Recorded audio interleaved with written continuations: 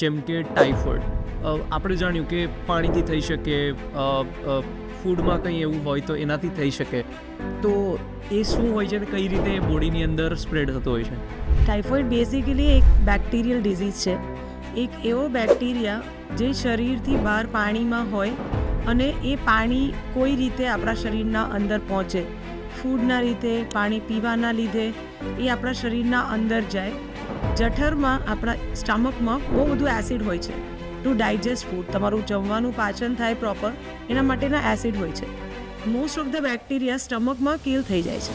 પણ અગર કોઈ એવું માણસ છે જેનું કદાચ એસિડ ઓછું બને છે, યા ક્રોનિક ઇલનેસ છે, યા પછી પ્રમાણ જે બેક્ટેરિયાનો હતો તે બહુ જ વધારે છે એ પાણીમાં, જે પાણી તમે લીધું, તો પછી એ બેક્ટેરિયા સર્વાઈવ કરવાના છે, આગળ વધવાના છે. આંતરડાના લાસ્ટ ભાગમાં, મોટું આંતરડું, નાનું આંતરડું, આપણા બે હોય ભાગ, તો નાના આંતરડાના લાસ્ટ ભાગમાં આ જ બેક્ટેરિયા જઈને પોતાના સંખ્યાને વધારે છે.